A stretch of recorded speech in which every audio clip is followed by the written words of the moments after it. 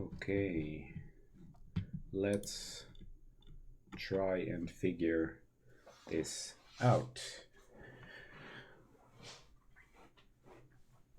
So, union find.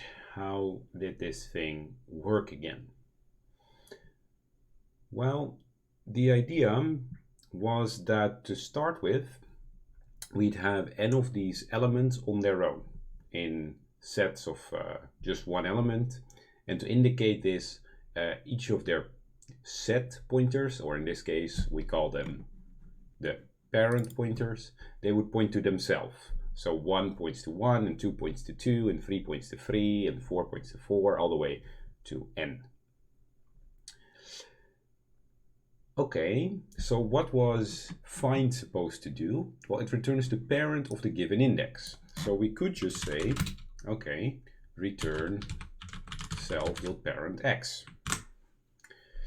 But there was this idea of using path compression to speed up the way that union find works. Because what was the idea? Well, when we unioned, we basically put stuff below it and have it point there, right? And then if we put stuff below this one and below that one, then doing a find, oh, I should turn on my camera so that you can see all the fancy hand movements I'm making. There we go. So we start with everything pointing to itself. Now, if we have an element and we union it with something else, then we put it below that and it was going to point there. Then if something was unioned, it could be below this and it could be pointing there. And something could be below that, pointing there. But that would mean that one of these find operations isn't going to work in this case, because we always want to find this thing at the root. So we needed something that was a bit more recursive. So what did we do? Well, while this is not whatever the parent of my parent is, I should update my parent. Oh, hang on, lost focus there.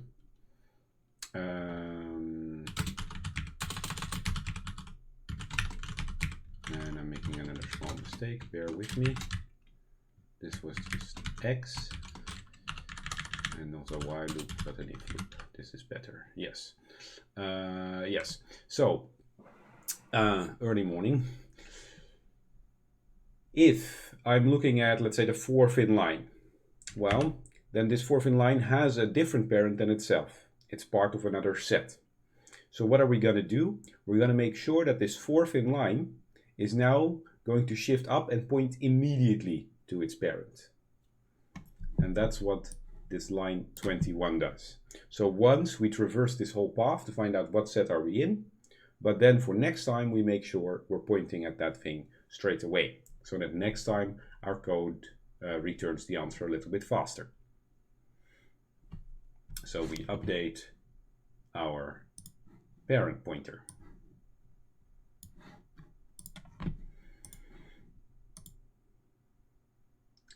Does this make sense, or are there already questions about this find function?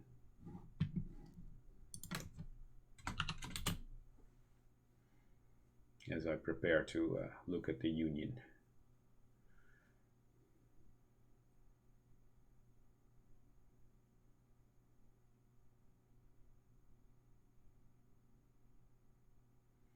I see no questions at the moment. So then let's start to look at the union. So for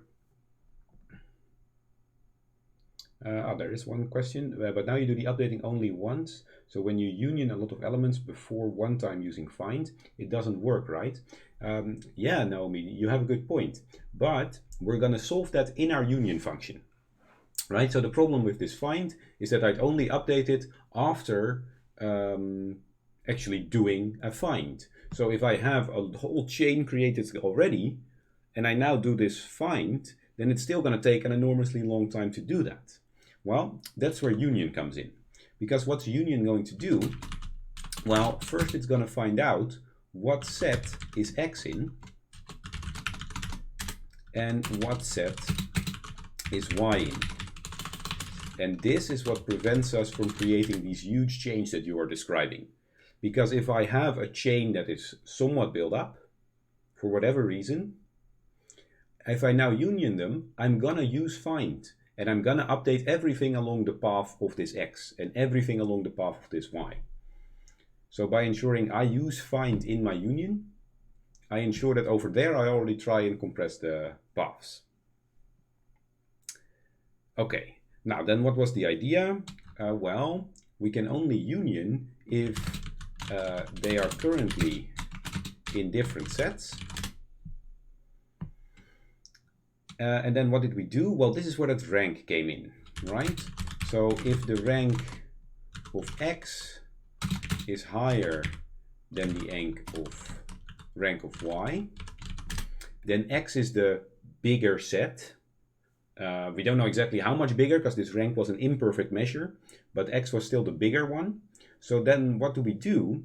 Well, the idea is that we put the smaller set, so in this case Y, below the bigger one, in this case X, so that there's less paths to update. Right? If I put the bigger thing below something, then there's more paths that I need to update. Whereas if I put the smaller thing below, there's less paths. So how do I do that? Well, that means I need to update parent of Y set to be X set. So all of Y now points to X. And otherwise, they could be equal, or X could be the smaller one. Well, in that case, we're going to do exactly the opposite. So X is going to be put below Y, and if they are equal,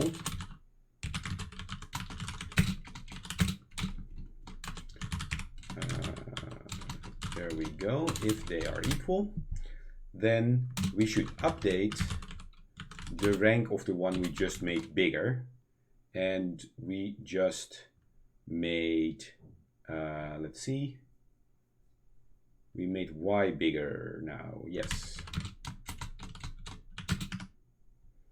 So we will update that rank.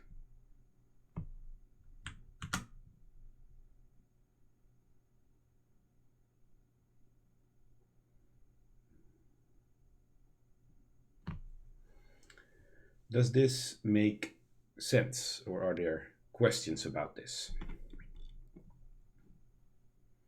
There's technically one last thing I need to do. What we saw in our pseudocode yesterday is that it can be very useful if union also returns true or false, depending on whether the union worked or not.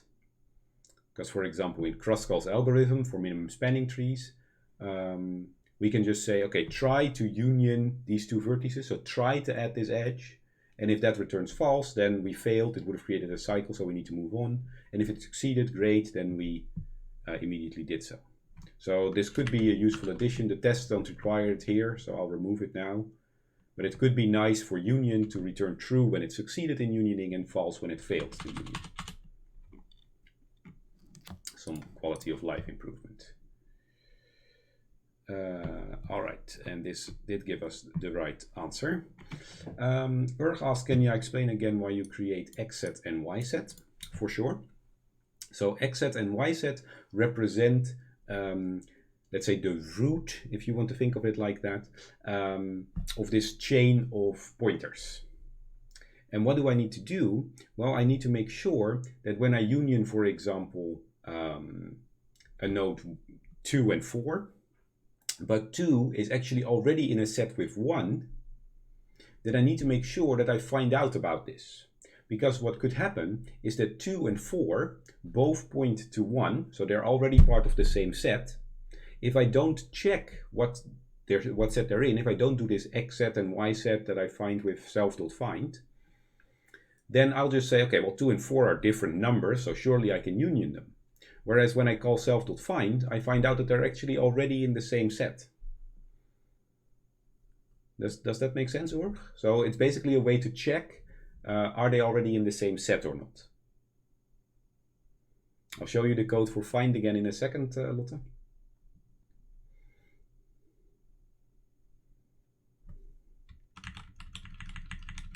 Here you go. Wow, Urg can tell me whether my explanation made sense or not.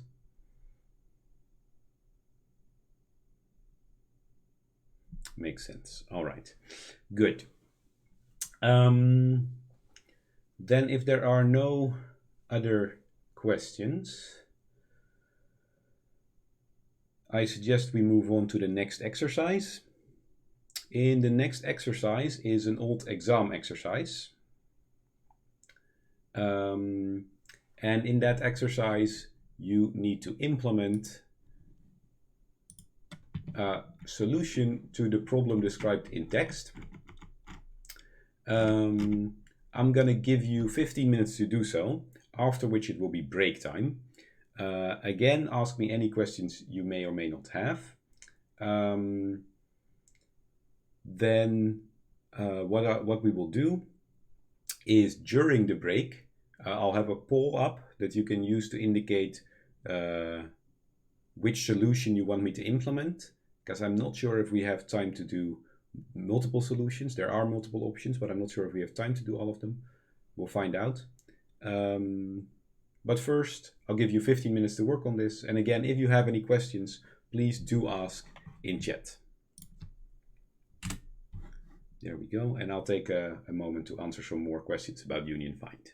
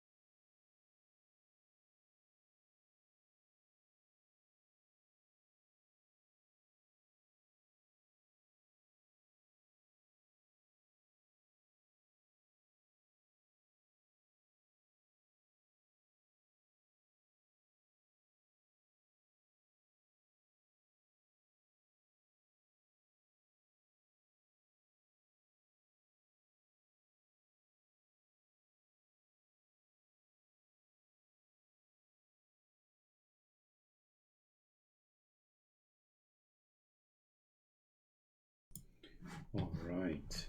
So, just before I send you off into the break, what kind of algorithm are we going to need to solve this problem? What problem are we being asked to solve here?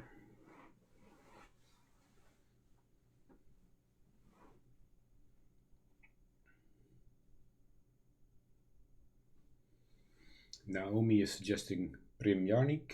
Om de Heer is suggesting Kruskal. Okay, so both of them solve the same problem, namely the problem of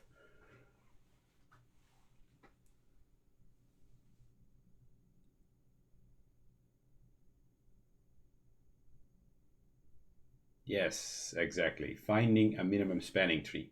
And indeed, PrimJarník as well as Kruskal are both valid approaches to solve this problem. Now, like I said, I'm not sure we will have time to do both after the break. So what I'm going to do is launch this poll into chat in which you can vote whether you want me to implement PrimJarník or Kruskal. If we have time to do both, I will do both. Otherwise, I'll just do the one that gets the most votes. With that, I strongly suggest, so I noticed just now that not everybody seems to be working on the exercise themselves. I strongly suggest to give it a go yourself first, right? That's the best way to practice this material, trying it yourself, trying and perhaps failing, but that's okay, right? You'll learn from that. So try and give it a go, and I'll see you in about 12 to 15 minutes when we reconvene the lecture and I'll show you my solution. See you in a bit.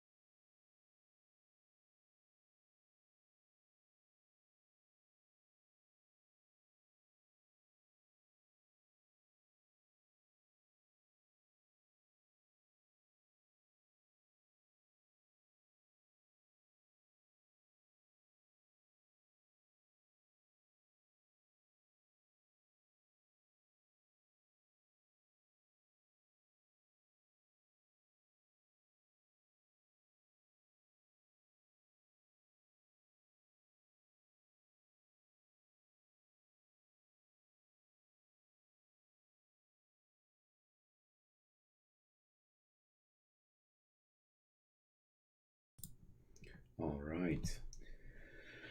So welcome back, everyone. And let's take a look at the solution to this puzzle then. So as we discussed just before the break, this question is asking us to build a minimum spanning tree. I asked you which algorithm would you like me to implement, Kruskal or PrimJarník, and Kruskal is the most popular one. So I'll definitely start with that one, and then we'll see whether we have time to also take a look at the other one. I think so, but we'll find out. So let's return whatever Kruskal is going to return for this graph. It's going to take a graph and it's going to return an integer, namely the minimum cost to connect all computers. Okay, Kruskal. What does Kruskal want us to do? Let's write it down in comments first and then we'll fill in the code later. So sort the edges.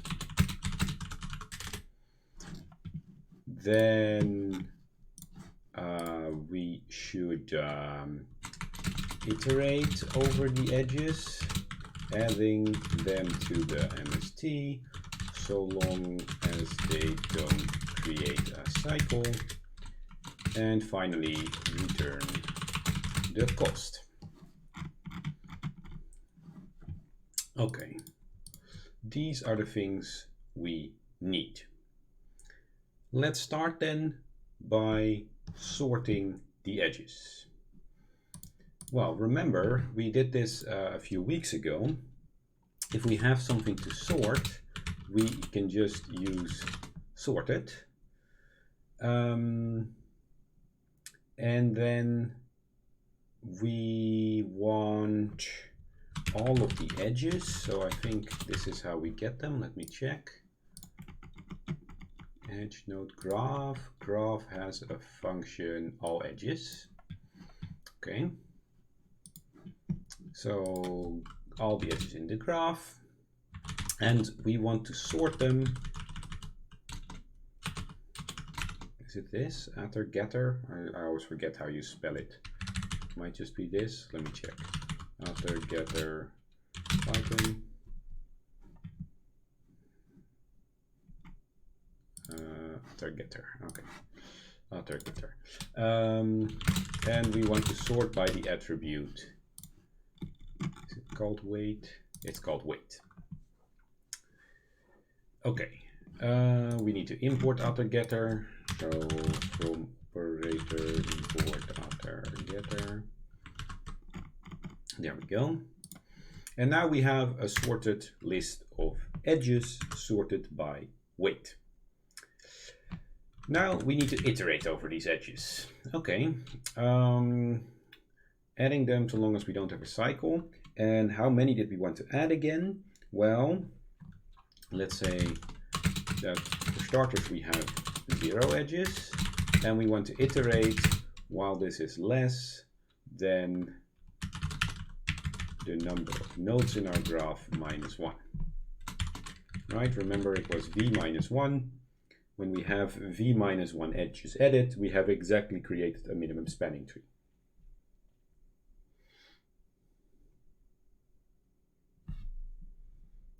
Someone tried to post a link. If this was intentional, please try to tell me without the link what it is you're trying to tell me. What else do we need? We need to keep track of the total cost so that in the end we can return it. And we need some sort of union find data structure, right? Because what's going to happen?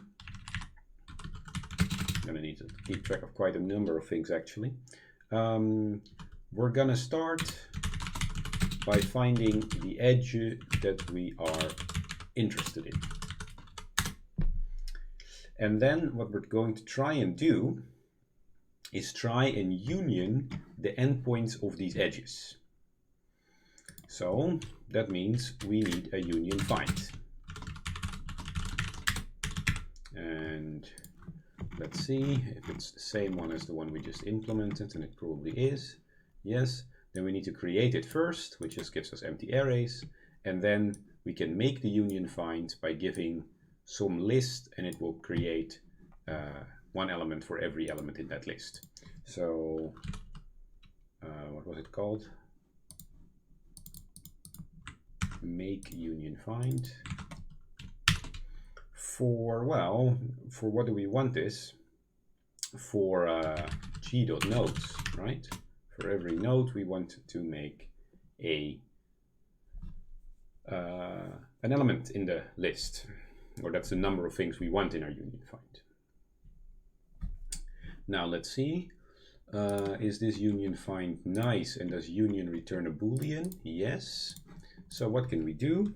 Well, if union is able to, if the union find structure is able to union A and B, meaning these vertices were not yet in the same part, right? So adding this edge will not create a cycle. So if I'm able to union them, then, well, good news, I've added an edge. Even better news, I know what cost to add. And I'm one step closer to finding my answer. Now, whether this succeeds or not, I need to update my index to go to the next edge. And I think this should be it, but we are now definitely at this stage in the course where running this button may or may not give us 100%. It's easier and easier to make slip-ups here. So let's see. Yes, failed all of them. Why is that? Union find is not defined. Okay, that's not the error I expected. Ah, because we're not importing it from the library.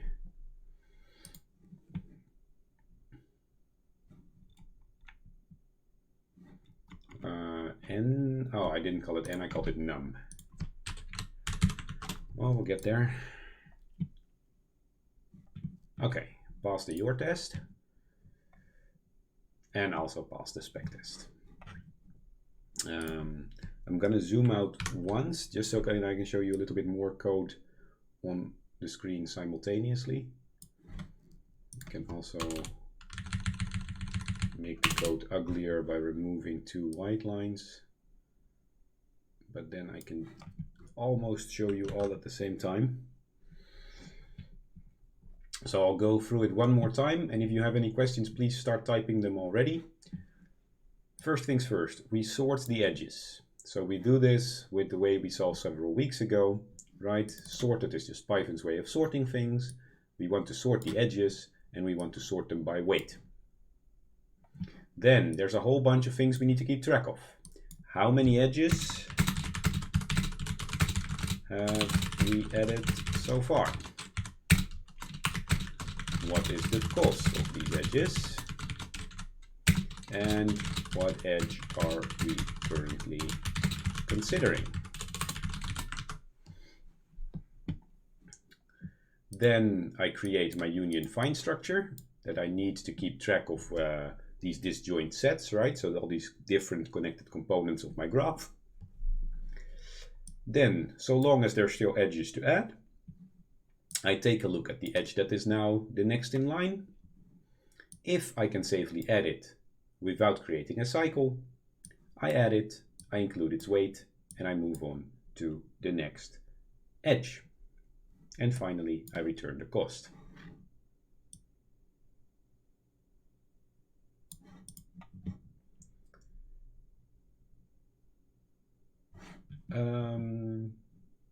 I see one question has already popped up. So Okomon is asking, why, if you can union them, do you not make a cycle? So this union find represents, when we create it, so in line 20, it represents every node is on its own. And now, when I call union and it succeeds, then I'm adding 2 nodes together to the same little set. And I'm allowed to do this so long as these 2 nodes are currently in different sets, right? So if I have some set of maybe 5 nodes, then I'm not allowed to connect 2 nodes within that set together because they're already in the same set. So I would be creating a cycle. And that is exactly what this union method checks. right? It will only union A and B, so it will only return true if the A and B are currently in different sets. Does that make sense, Okomon? So the sets in union find represent sets of vertices. Sets of connected vertices, I should say. Made sense, all right. Are there other questions about Kruskal and about my implementation of it?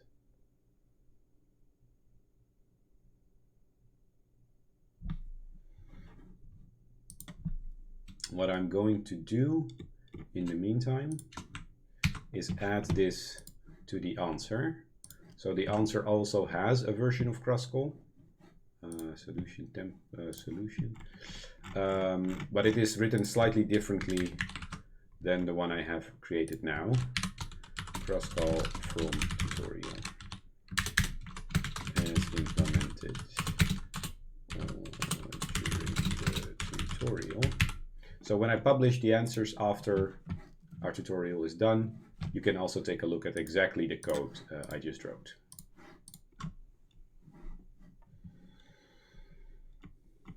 All right.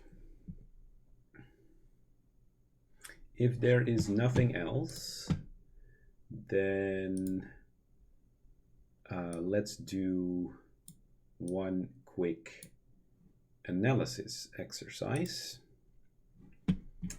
So let me get it up here. There's two questions I wanted to answer. Yes. Let's start with this one, which is a nice follow-up based on what we just talked about with Kruskal. I wonder what happens if I were to terminate Kruskal's algorithm early. What does that mean? Well, it means that what if instead of going until we have v minus 1 edges, I stop, for example, when we have v minus k, or just when I have 5. What happens in that case? I'm going to give you 1 or 2 minutes to think about it, and then I would be happy to hear your answers in chat so we can discuss a little bit. So what happens when we terminate Kruskal's algorithm early?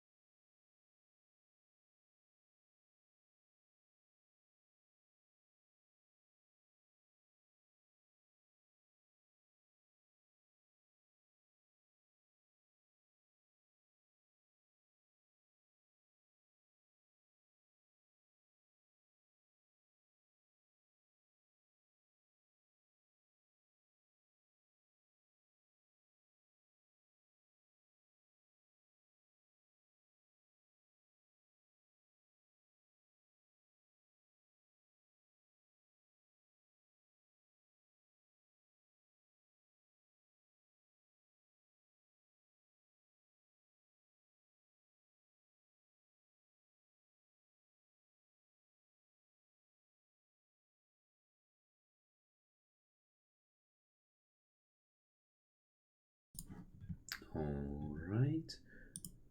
I see some answers in chat already. Feel free to give me some more if you have any.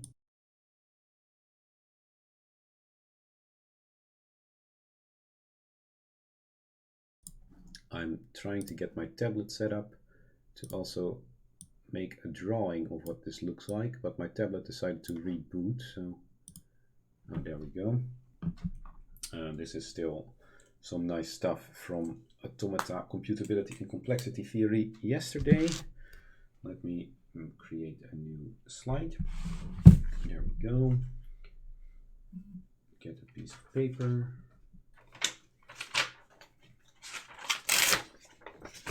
There we go. And let's draw this. So I saw some good answers posted already in chat. You have a set of the k cheapest edges, says Naomi, and Cisco says you have an MST which is missing some of the nodes or some of the edges. Om is saying you find the closest nodes. Jan is, however, closest in the answer. He says you get k disjoint graphs or clusters, which each only have the vertices of an MST. So let's see.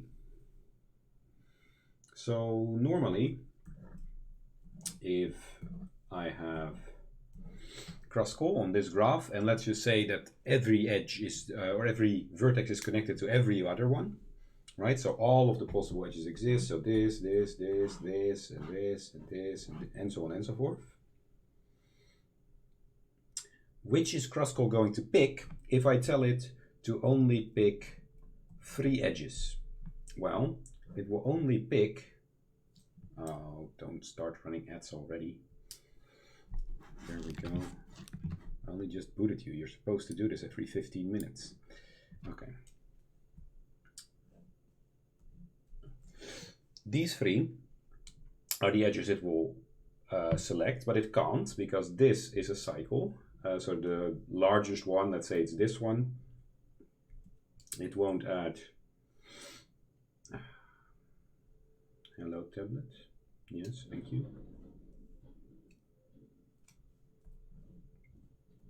So, to avoid creating the cycle, in that case, let's make it more interesting by adding a third one here. These are the 3 edges it will select. And now, indeed, as Jan was saying, we have created 3 groups, 3 clusters, in such a way that these clusters are the nodes closest together, and perhaps more importantly, furthest apart. There is no way I can split this graph into 3 clusters such that the distances between them are larger. Or rather, the smallest distance between them is largest. Now that's all very fancy way of saying that this is a clustering algorithm. So if we want to cluster a graph, and there's plenty of examples of that, right? So you may have, let me see if this can work. Yes, you may have some set of data points, and these data points you want to cluster according to something, right? You want to see which points belong together. You can use Kruskal's algorithm to create these clusters by simply terminating it early. If you want to cluster it into 5 different clusters, then you stop it at v minus 5, v minus 6. Yes, you have one cluster. No, v minus 5 is right. You have one cluster, namely a minimum spanning tree, when you stop it at v minus 1. If you want 5 clusters, you stop it at v minus 5. So if you know how many clusters you want to divide your data into, then you know when to stop Kruskal's algorithm. The problem, of course, is that in many cases, you don't know how many clusters you want. And then Kruskal's algorithm is not great as a clustering algorithm. But if you know how many clusters you want to divide it into, you can use Kruskal's algorithm to do so. Does that make sense, or are there questions about that? gonna get the tablet off screen before it shows us more poker ads.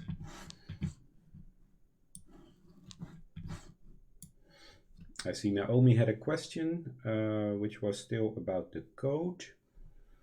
And I think that Jan Willem's answer is indeed the thing you're looking for. So I just use g.nodes. If you use all nodes, then you need to make sure you include this, but then I think it should work. Let me verify. Yes. So you are indeed probably forgetting the parentheses, Naomi, as Jan Willem points out. I hope that fixes it.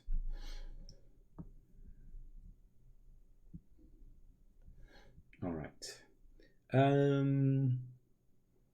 If there's no questions about using Kruskal as a clustering algorithm, then let's take a look at another old exam question, this time from the written exam.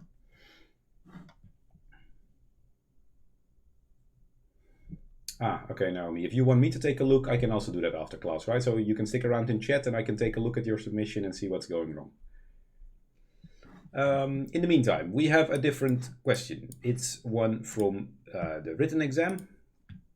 And I like these kind of questions, right? They describe some sort of puzzle, and I want you to explain how we can model this problem as a graph and what algorithm we can use to solve the problem. I'm going to give you a couple of minutes to think about it. And let's say that when the timer hits 1 minute, I am happy to hear some answers in chat. So first give everyone a couple of minutes to think about it. But when the timer hits 1 minute, feel free to post your ideas in chat. And I'll see you in a bit.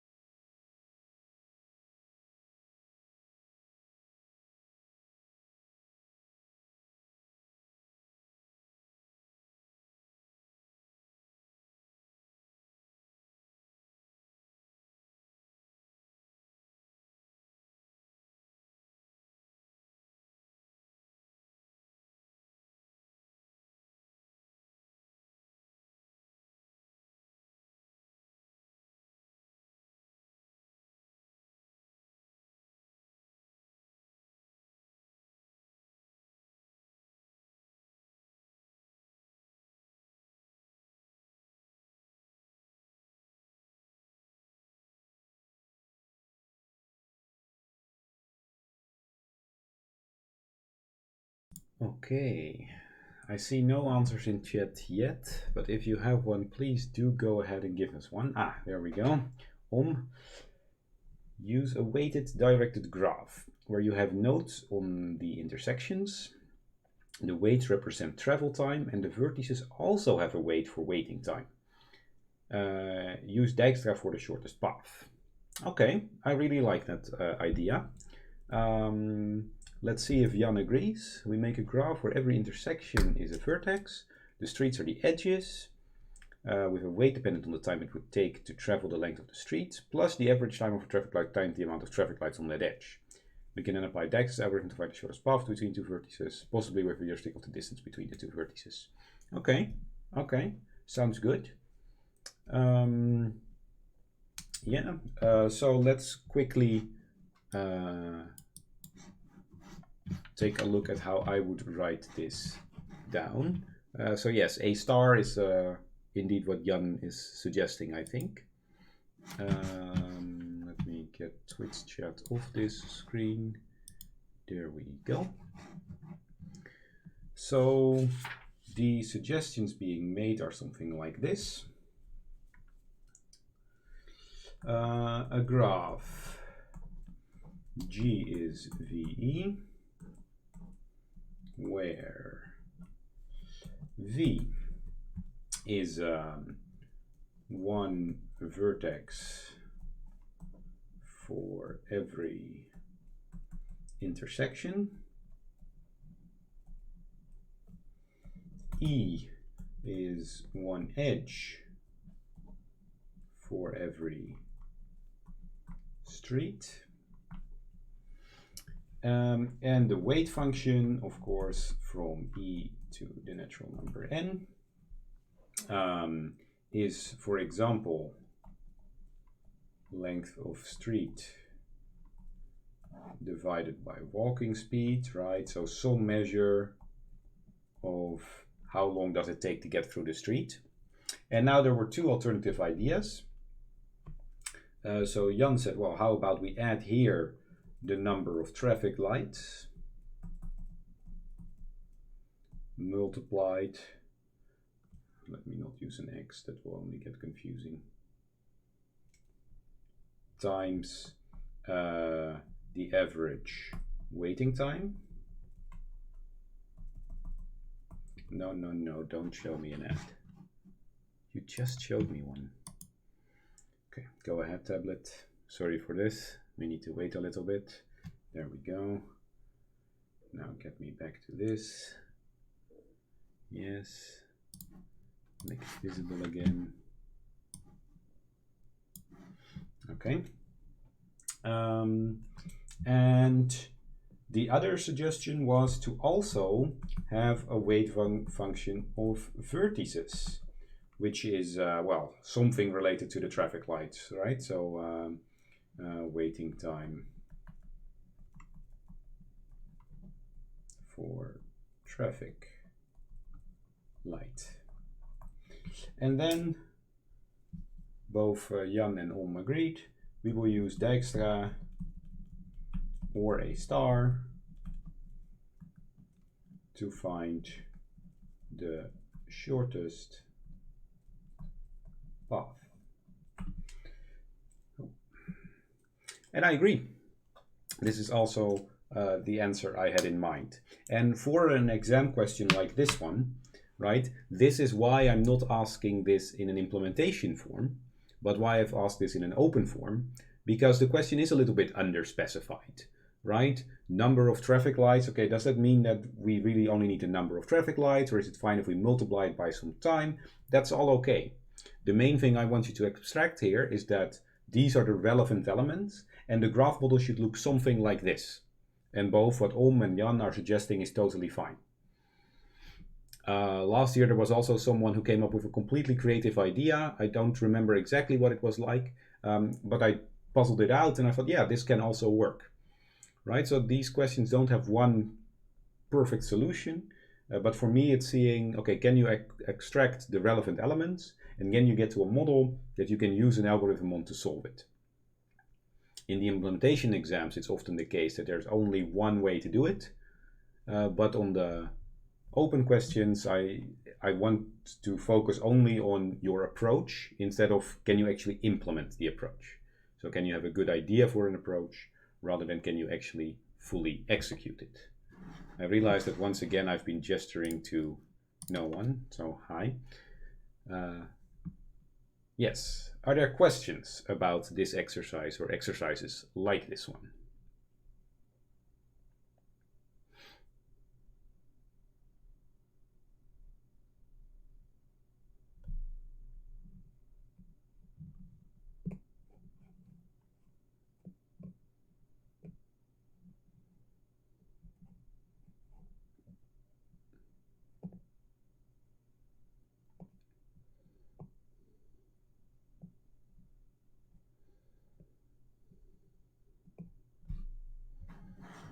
It appears not.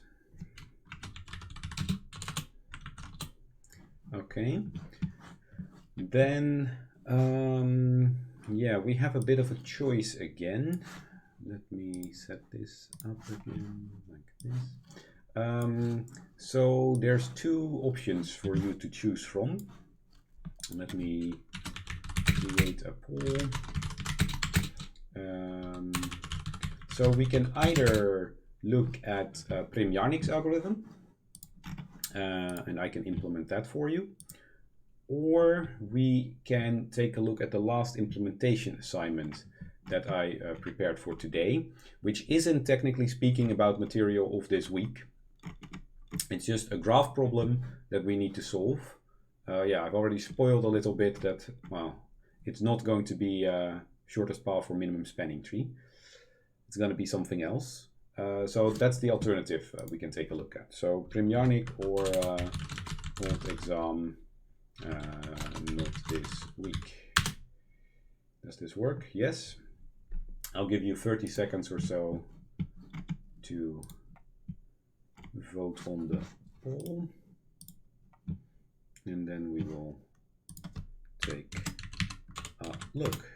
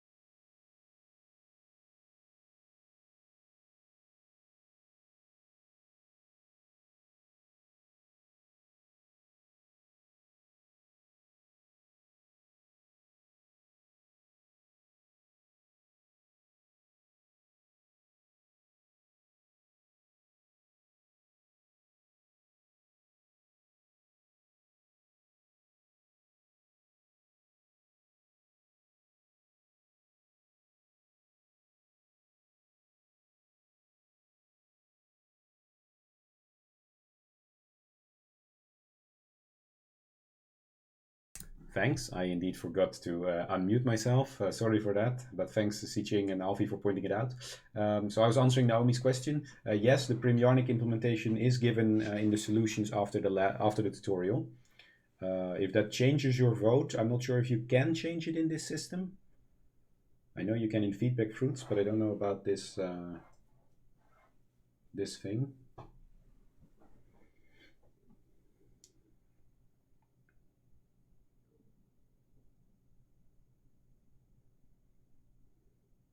If anyone can confirm whether or not you can change your vote.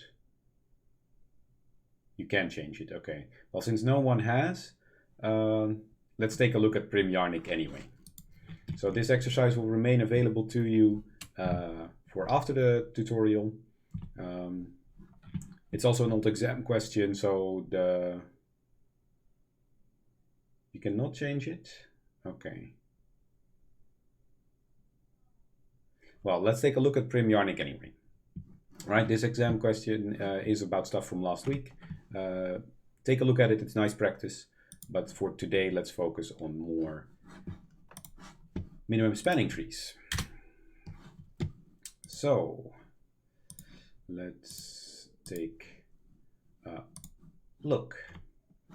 and let's implement prim instead. I say prim.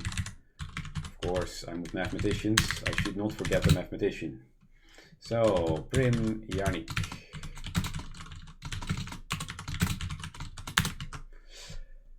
How is that gonna work? Again, let's write it down in comments first. What are we gonna do? Well, we're gonna initialize the start node at distance 0. Then we're gonna loop over loop until we have all nodes, and then in the loop we're gonna get the closest node, update the neighbors, and in the end return the cost. This is going to be the general structure of what we will set out to do. Okay, well, let's see. We are going to need a priority queue. Fortunately, the library has one for us. It's called NodePQ. NodePQ. We can push to it and pop from it and request its length.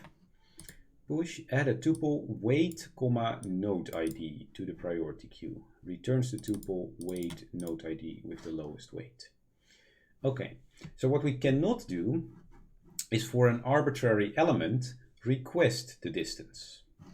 And when we update the neighbors, we are going to have to ask for the current distance that we have for this thing. So we will have to ask for this distance, or we have to keep track of this distance ourselves.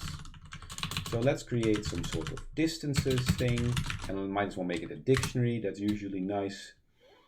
And then let's also create our priority queue. So reachable is what we call it in the solution. Normally I would go just for queue, which is perhaps less descriptive, but let's go for it anyway.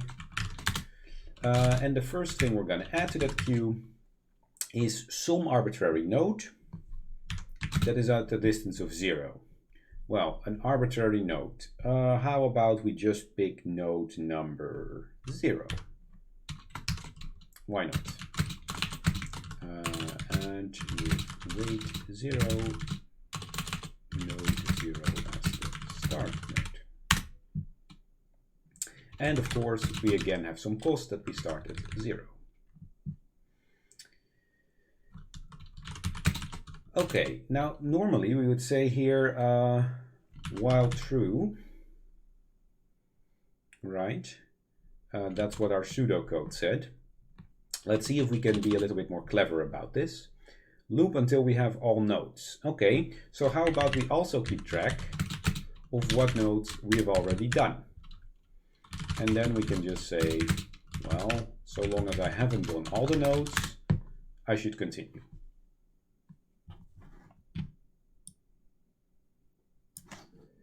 Then what? Well, get the closest node and update the total cost. Okay, get the closest node. Now, that means I want to get something out of this queue. Let's see what I get out. When I pop, I get a weight and a node ID. Okay, so I get a weight and I get a node ID when I do queue.pop. Now let's start with updating the cost. So cost plus equals weight.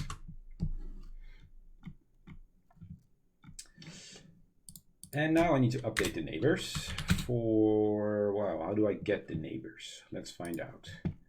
Graph, can you help me with this? You have an init, get node, add edge, all nodes, all edges.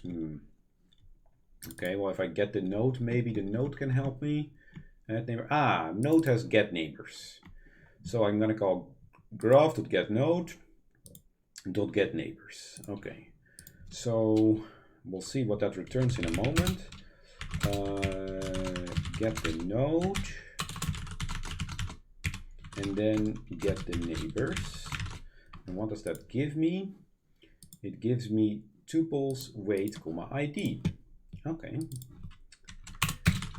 Weight, so let's call it edge weight, and let's call it neighbor ID. Okay. What else? What else? Well, when do I want to update the distance? Because that's what we're doing, right? Updating the neighbors. Well, if neighbor ID is not in distances, that means I've never seen it before, or if the edge weight is smaller than the current distance to that neighbor, I found an improvement. And remember, PrimJarník only looks at the edge weight, not at the distance to get to this place. It doesn't care. It only cares about the weight of the edge leaving our cloud. Then, excellent, I have found an improved way. I should update the distance.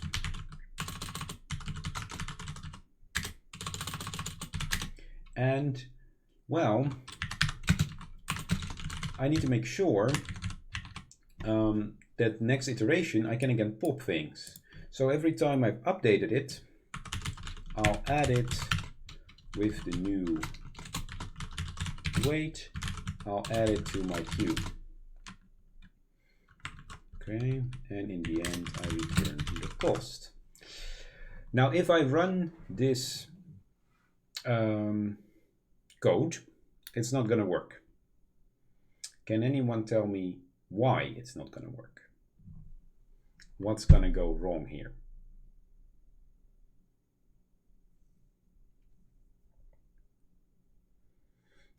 Cisco, yes, excellent.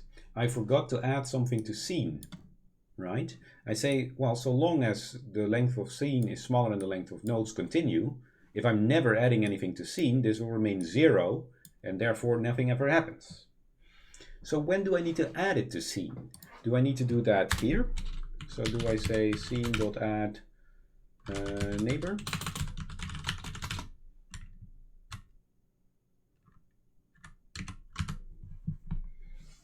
Is this the right place to do it?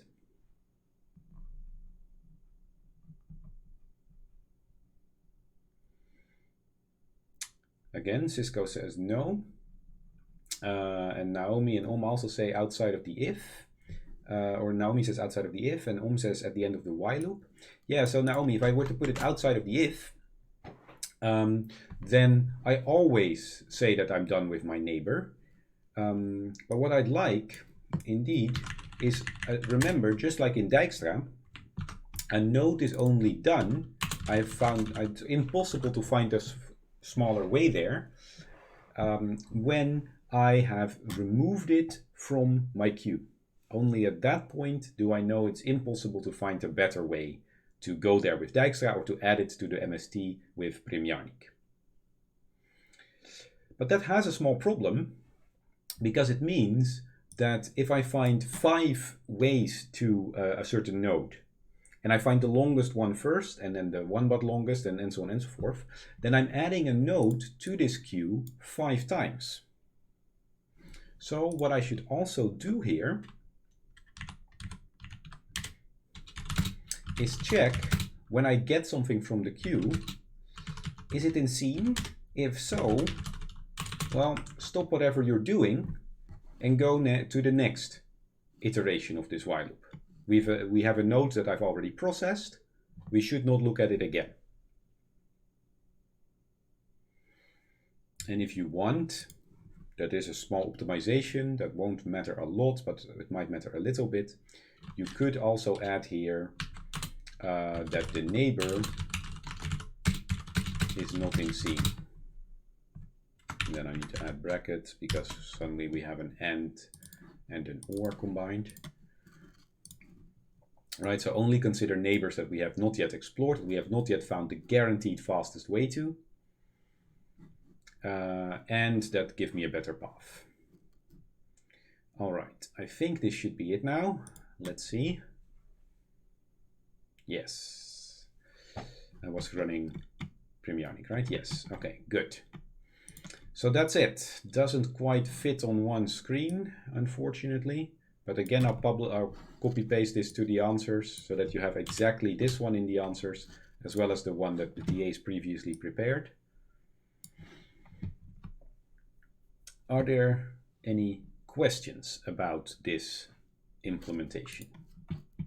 I'll copy it from my other screen so that you can keep looking at this.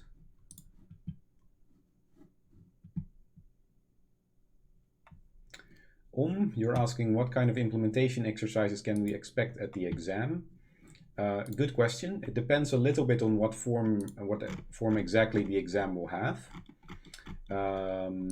which I hope to get back to you on as soon as possible, as soon as the Board of Examiners has also approved the suggestions that I've made together with Rick, who you might know, or who you probably know, right, the Director of Studies for Mathematics.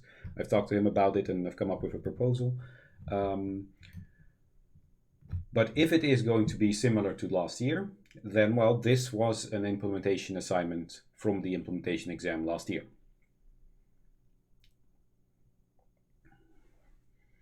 So in general, stuff like you've seen in the labs and stuff like you've seen in the tutorials, like this one, could be part of an implementation exam. Does that answer your question, or?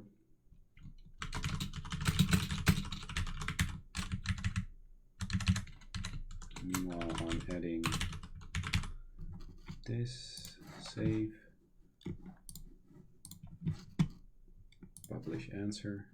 You should now be able to see the answer to this question, which includes also PrimJarník_tutorial, the thing we just made.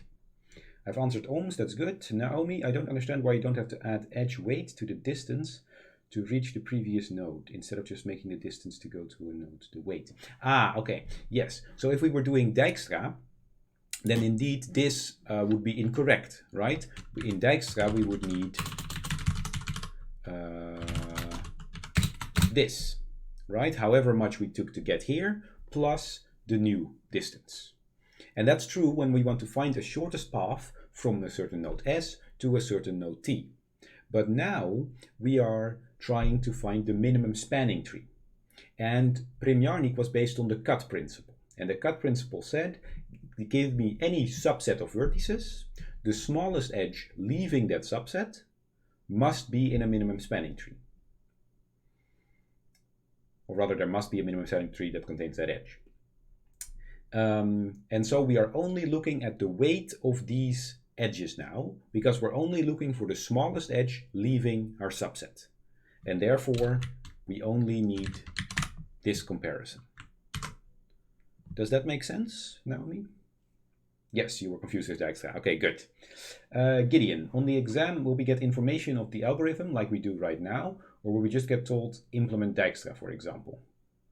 What do you mean with the information of the algorithm? Because like right now, I did not tell you what to do, right? I just gave you a problem and I told you solve the problem. Oh, I did tell you. Oh, it does mention minimum spanning tree. Oh, okay. So I like my exam questions to have a little bit of story and for you to figure out what you need to do.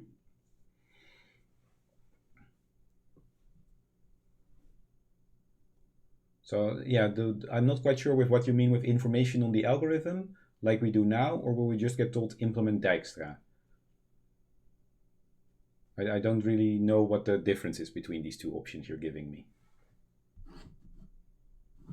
This is the last question I should answer because we're seriously over time already. Apologies for that.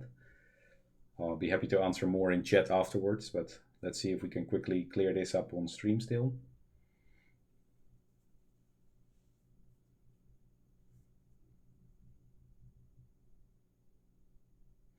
Okay, so I think, Gideon, your question is similar to Naomi's, right? So Naomi asked, do you need to be able to implement Kruskal and PrimJarník, or is it fine if you know how to do one?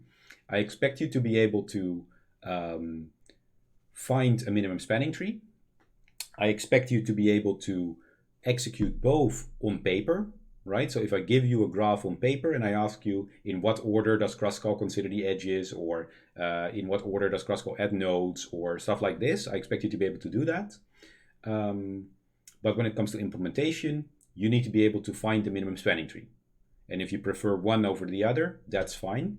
It could, of course, happen that I give some sort of variation of the problem, where maybe nodes have a certain cost as well. I don't know, whatever I can come up with. Where one algorithm is slightly easier to use than the other. But, for example, just as with the midterm, right, where I just said sort in n log n time, it was fine if you did quick sort, it was fine if you did merge sort, so long as you sort in n log n time. And the same will hold here, right? So, for example, in this one, I just say, give me a minimum spanning tree, and if you do it with Prim, you get full points. If you do it with Kruskal, you get full points. That's all fine. Does that answer your questions, Naomi and Gideon? So on paper, yes, I expect you to know how both work. When it comes to implementation, well, you need to be able to solve the problem with whichever algorithm you prefer. It's clear to Naomi. Let's see if that's what you meant, Gideon, as well.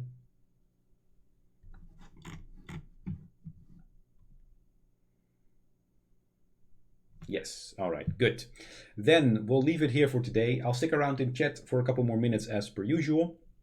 I'll see you back one more time for a lecture on Monday and for a tutorial somewhere next week. Last year we had only one tutorial in the final week. I think it's fine to do the same next week, but we'll find out. And I'll reach out to you through Brightspace, so keep an eye on that as soon as possible when I know more about the exam. So, thank you very much for working with me. I hope this is still an acceptable way to get taught a little bit about algorithms and data structures. And I'll see you soon. Bye-bye.